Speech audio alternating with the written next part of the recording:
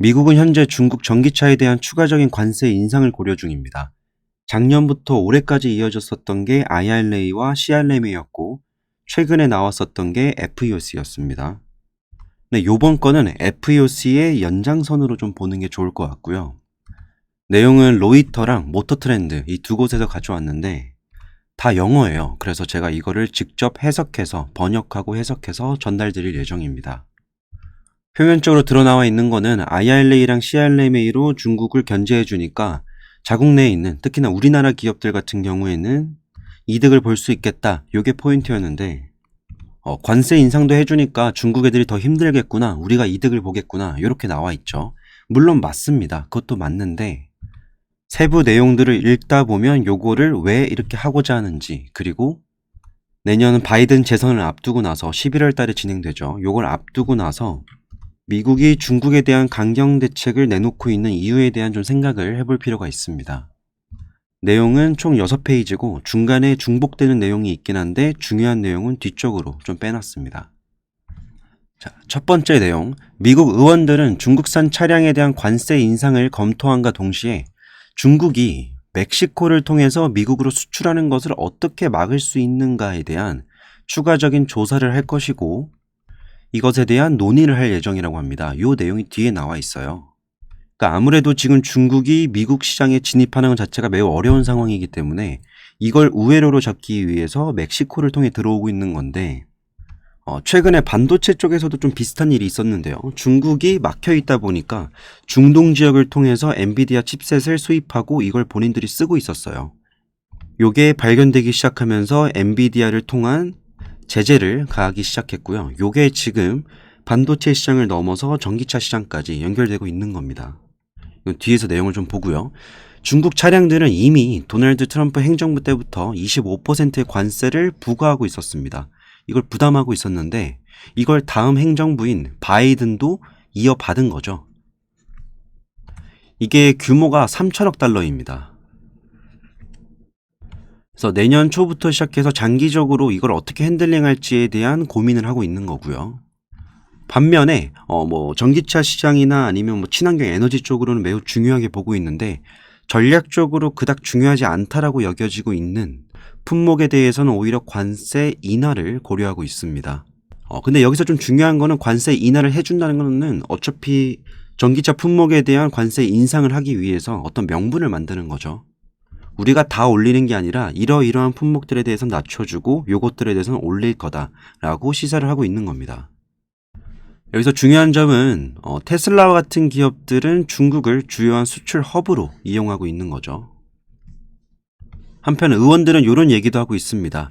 미국계 자동차 회사들에 대한 현재 수입 관세가 충분치 않다라고 하고 있어요. 네, 여기서 언급하고 있는 미국계 자동차 회사들은 중국산 자동차를 생산하고 수출하고 있는 그런 기업들입니다.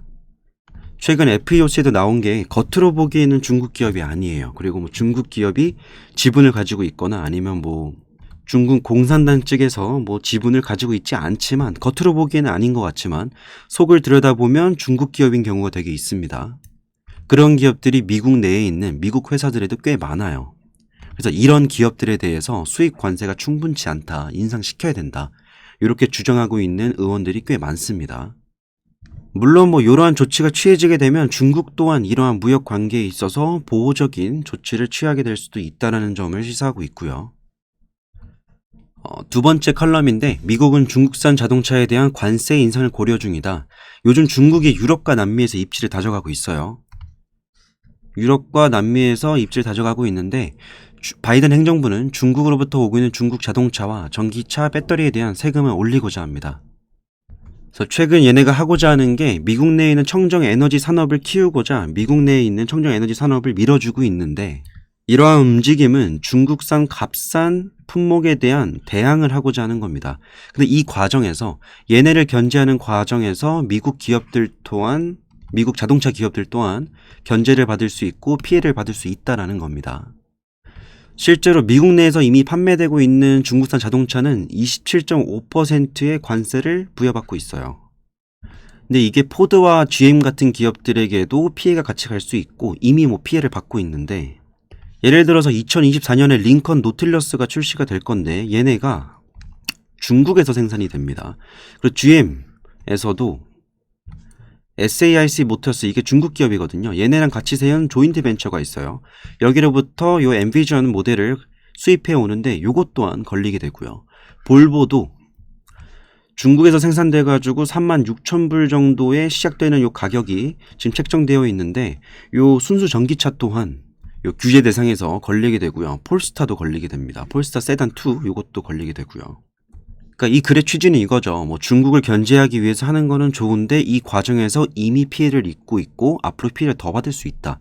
이건데 솔직히 이것 때문에 미국이 고려해서 되겠다 안 되겠다는 논의보다는요, 제가 볼 때는 이런 것들을 만약에 강행한다 했을 때 포드랑 GM이랑 볼보 이런 기업들은 결단을 내려야 됩니다. 공급망을 변화시키거나 중국으로부터 가져오고 있는 이런 의존도를 낮추거나 해야 되는데, 그게 안 될 시에는 이 기업들은 피해를 볼 수가 있겠죠. 만약에 바이든 혹은 미래 집권당이 이러한 관세 인상을 계속 유지를 한다면 전 세계 자동차 시장에 꽤나 많은 함의점을 남길 겁니다. 그렇다고 한다면 미국 국민들은 훨씬 더 높은 가격을 지불해 가면서 전기차를 수요해야 될 수도 있고요. 이러한 규제를 받고 있는 중국은 본인들의 배터리 가격을 인위적으로 올려가지고 부과할 수밖에 없다라는 거. 물론 뭐 요 과정에서 비싸진 중국 배터리 덕분에 우리나라 기업들이 수혜를 볼 수 있다. 요 정도 포인트는 캐치하시면 됩니다. 그러니까 글을 전반적으로 읽어보시면요, 자동차 업계에 투자하는 관점과 배터리 업계에 투자하는 관점이 좀 달라요. 자동차 업계에는 큰 지각 변동이 일어날 수 있는데 전체적으로 봤을 때 배터리 업계, 특히나 우리나라 배터리 회사들은 크게 피해를 볼 수 있는 그런 컨덕지는 없습니다. 오히려 수혜를 보는 입장이죠. 예를 들어서 링컨, 노틸러스 SUV 같은 경우에는 이러한 규제가 시작되었을 때 벌써부터 $5,000 비싸게 출시할 수밖에 없습니다. 이게 지금 하나로 계산을 해보면 대략적으로 600에서 650만 원 정도 조금 더 비싸게 출시된다라는 건데, 이게 뭐 쉽지 않은 얘기죠, 사실. 지금까지 미국은 보호무역주의적인 자세를 취해왔는데, 최근 IRA 같은 경우는 $7,500의 인센티브를 주잖아요. 근데 요게 북미 지역을 벗어나서 생산되거나 부품 혹은 광물이 북미 지역 외로 넘어오게 되면 FTA 체결 국가가 아니라면 보조금 대상 자격에서 탈락이죠. 근데 이러한 규칙들이 2024년부터는 조금 더 엄격해집니다. 그게 요번에 티저로 나온 게 FEOC 내용이 나왔던 거고요. 특히나 뭐 다들 아시고 계시겠지만 테슬라 모델 3랑 포드 머스탱 마하 2 같은 경우에는 이미 뭐 보조금을 받을 수 없다라고 얘기가 나왔고요. 근데 여기서 좀 재밌는 내용이 나옵니다. 저도 처음 알았던 건데, 2024년부터 자동차 회사들은 이와 같은 요건들에 적합한 부품과 광물을 찾아야 할 겁니다. 요 내용까지는 뭐 이미 진행되고 있는 거고, 작년부터 IRA가 시작되면서 공급망 다변화는 이미 시작됐죠. 근데 여기 재밌는 게, 이러한 포인트들은 규칙이 어디까지나 EV 자동차를 구매하는 사람들에 한해져 있습니다. These rules only apply to those buying an EV 이렇게 써있죠. 즉 리스 차량들은 세금 혜택에 포함된다는 법에 허술함이 있어요. 그러다 보니까 내년에 EV 리스 차량이 좀 많이 나올 거다라고 전망되고 있습니다. 요번 연도 초에 모터 트렌드에선 이런 것들을 발표를 했었는데요. 11개 중국 자동차 회사들이 멕시코 시장으로 들어갔습니다.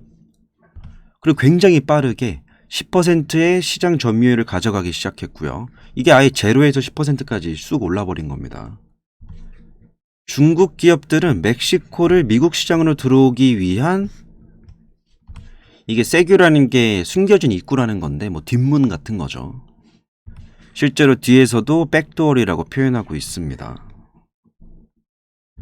현재 미국계에 있는 중국산 자동차 생산 기업인 BYD, 사이클 모터스, 체리, 얘네들은 이미 멕시코에다 공장 지으려고 준비하고 있어요.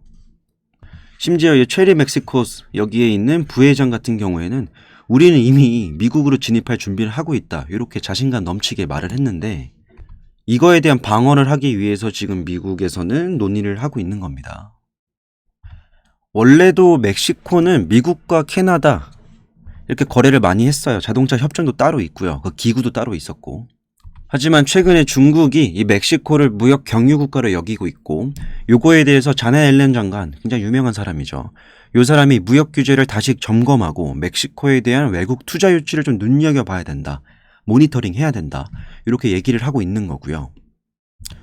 근데 로젤리오 하미세스 요 멕시코 재무장관이에요. 이 사람은 미국 외의 국가의 시간을 할애해가면서 뭐 중요성을 딴 데로 뺄 생각이 없다. 이렇게 얘기를 합니다. 어떻게 보면 이런 미국의 강경 대책에 대해서 애교를 부린 거죠. 아, 우리 중국이랑 그런 사이 아니다. 그냥 중국이 하자 해가지고 좀 협조하긴 했는데 우리는 미국밖에 없다. 이렇게 얘기를 하는 겁니다. 실제로 연초에 2023년 연초부터 유럽연합은 중국산 전기차에 대한 조사에 착수를 했고요. 지금은 이제 유럽연합 단체로 하는 것보다는 프랑스, 이탈리아, 독일 각자 또 추가적인 개정안들을 말을 하고 있죠. 근데 그들이 이제 중국산 자동차는 값싼 가격과 그럭저럭 괜찮은 퀄리티로 유럽 내 회사들을 위협했습니다. 이건 뭐 유럽 시장 내에서의 경쟁도 좀 문제이긴 했는데 중국 시장 내에서는 이미 출혈이 많이 발생했어요. 그 중심에는 이전에 제가 한번 얘기 드렸었던 테슬라의 치킨 게임이 있습니다. 네, 여튼 뭐 내용들은 요 정도입니다. 사실 이게 2024년 11월 달에 있을 미국 재선에 앞두고 나서 요 관세 논의가 매우 중요한 쟁점이 될 것 같아요. 사실 IRA 같은 경우는 보조금을 주면서 보조금을 안 주는 애들을 중국으로 놓은 거기 때문에 미국 정부 입장에서 비용이 발생하는 그런 정책입니다. 물론 효과적이긴 하죠. 어드밴티지를 주면서 상대적인 디스어드밴티지를 주는 거니까요. 근데 이게 계속 할 수는 없어요. 그래서 실제로 미국은 이 관세를 통해서 견제를 할 것이고, 보조금을 통해서 주는 거, 그리고 보조금을 통해서 견제를 하는 거는 한계가 있습니다. 돈을 무한정 뿌릴 수는 없기 때문에. 그래서 언제 이 관세 카드를 만지작거리나 했는데 벌써 나왔어요. 이게 되게 저는 중요한 포인트라고 생각을 하고요. 저는 2024년이 물론 올해도 굉장히 재밌긴 했는데요. 2024년이 굉장히 재밌을 것 같습니다. 특히나 이 배터리 쪽 투자하시는 분들 입장에서는 뭐 23년에도 IRA 나오고 CRMA 나오고 뭐 다양했지만 24년도에는 제가 볼 때는 IRA, CRMA 그리고 최근 나왔었던 FEOC 플러스로 해서 이 관세 등등등의 무역 보복 조치가 나오게 되면서 이 판도가 매우 재밌게 흘러갈 것 같습니다. 이미 미국은 관세를 부과하고 있기 때문에 여기에 추가적으로 관세를 부과한다는 것 자체에 대해서는 뭐 많은 논의가 필요할 것 같긴 해요. 물론 그 과정에서 미국 내에 있는 기업들도 다칠 수 있다라는 뭐 걸림돌도 있긴 하지만 뭐 그 어느 방향으로 가나 국내 배터리 기업들 입장에서는 콩고물이 떨어질 게 좀 많아 보이는 상황이긴 합니다. 최근에 뭐 대주주 양도세 관련돼서 너무 질질 끌어가지고 저도 좀 피곤하기도 했고요. 제가 이례적으로 조금 우스꽝스러운 댓글도 쓰고 뭐 커뮤니티 글도 쓰긴 했는데요. 사실 본질은 뭐 이런 내용들인 거죠.